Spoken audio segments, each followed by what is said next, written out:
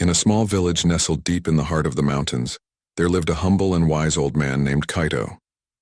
Kaito was known far and wide for his radiant smile, his boundless joy, and his unwavering happiness, even in the most challenging of circumstances. His reputation as the happiest man in the village had earned him the nickname Smiling Kaito. Kaito's hut was a simple one made of bamboo and thatch, surrounded by lush gardens and a babbling brook. He lived a life of minimalism, only possessing what he truly needed. His happiness, however, was vast and boundless. No one in the village could understand the secret behind his unwavering contentment, and they often sought his wisdom. One sunny morning, a young woman named Sakura arrived at Kaito's doorstep. She had heard stories of his incredible happiness and had come seeking guidance. Sakura was burdened by the weight of her problems, her face marked by lines of worry, and her spirit heavy with despair. "Smiling Kaito," she said, "I have heard of your legendary happiness. I come to you seeking the key to such joy, for I am weighed down by the troubles of this world." Kaito welcomed Sakura with a warm smile and invited her to sit. He brewed a pot of fragrant tea, and as they sipped in silence, he looked at her with eyes that seemed to hold the wisdom of ages. "Dear Sakura," he finally began, "the key to happiness lies in one's perspective on life and the way one chooses to respond to life's challenges. It is not about escaping hardships but about embracing them and finding peace within." Sakura listened intently, her curiosity piqued. Kaito continued, "Let me share a story with you, a tale of my own journey toward happiness. It was a time when the village was struck by a severe drought, and the people were in despair. Crops withered, animals perished, and the brook outside my hut ran dry. But even in those dire times, I chose to focus on the beauty that remained around me. I marveled at the resilience of nature and its capacity to rejuvenate itself. I found joy in the songs of the birds that still echoed in the air, and in the opportunity to be of service to my fellow villagers by sharing the little water I had left." Sakura nodded, intrigued by Kaito's words. Kaito continued, "One day, as I sat by the dry brook, a traveling monk passed through our village. He noticed my contentment and asked, 'How can you smile in the face of such adversity?' I replied, 'Adversity is but a part of life, like the ebb and flow of the brook. Happiness does not come from the abundance of water or the absence of drought. It comes from within, from the understanding that every moment, even the most challenging ones, is a gift from the universe.'" Sakura pondered Kaito's story and realized that she had a lot to learn from this wise man. She decided to stay with him for a while, hoping to discover the secret of his enduring happiness. As the days turned into weeks, Sakura observed Kaito's way of life. He woke with the sunrise, practiced mindfulness, and spent his days tending to his garden, meditating by the brook, and helping his fellow villagers with their tasks. He never rushed, always taking time to appreciate the beauty in even the simplest things, like the vibrant colors of a butterfly's wings or the soothing sound of the wind rustling through the leaves. One evening, Sakura approached Kaito with a question.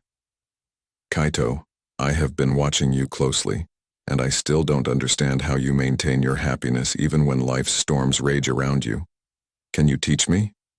Kaito smiled and replied, "I can teach you, Sakura, but remember, the journey to happiness is not an easy one. It requires patience, practice, and a shift in perspective. Are you willing to commit to this path?" Sakura nodded eagerly, her determination shining through her eyes. Kaito instructed her to begin with simple mindfulness exercises. They would sit by the brook, close their eyes, and focus on the sounds of nature, the chirping of birds, the babbling of the water, and the rustling of leaves. Kaito guided Sakura to be fully present in the moment, to let go of worries and regrets, and to embrace the world around her. Days turned into weeks, and Sakura's practice deepened. She learned to find joy in the small wonders of life, and her frown slowly transformed into a smile. Yet she still had questions. "Kaito," she said one day, "I am beginning to understand the power of mindfulness, but how do you stay happy when faced with sorrow and loss?" Kaito nodded, acknowledging the depth of her question. Sakura, he began, happiness is not the absence of sorrow, but the ability to move through it gracefully. Just as we appreciate the bright days, we must also embrace the dark ones, for they, too, have their place in the grand tapestry of life. Kaito shared another story with Sakura, one that spoke of the most profound sorrow he had ever experienced. It was the story of a great storm that had swept through the village, destroying homes and claiming the lives of many. In the aftermath of that storm, Kaito recounted, I wept for the loss of friends and neighbors. I grieved for the destruction that had befallen our village. But even in those tears, I found a strange kind of happiness.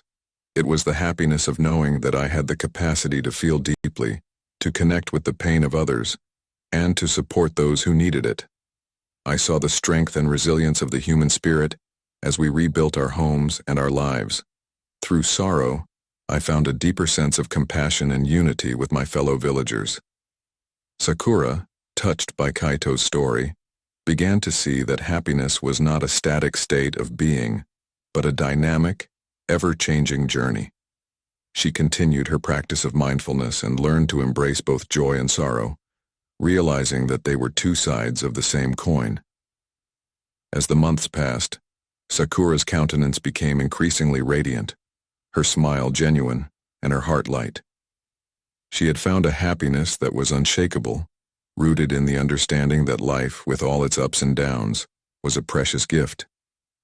She had discovered the wisdom of smiling Kaito, and in doing so, she had uncovered the true secret to happiness. One day Sakura stood by the brook, gazing at her reflection in the clear water. Kaito joined her and asked, What do you see, Sakura? Sakura smiled and replied, I see a reflection of the world, of nature, and of myself. I see the beauty and the imperfections, the light and the shadows. I see a journey, a river of experiences, and the unending flow of life. I see that happiness is not a destination, it is the journey itself. Kaito nodded in approval. You have learned well, Sakura. Remember that happiness is not a state of perpetual euphoria, but a profound sense of contentment and peace that comes from fully embracing the present moment, no matter what that moment may contain. Sakura felt a profound sense of gratitude and fulfillment. She realized that the teachings of smiling Kaito had not only transformed her life, but had also touched the lives of those around her. Her family, friends, and even strangers in the village began to notice the change in her, and sought her guidance on finding happiness. Please subscribe to my channel Lessons of Life and press the bell notification icon.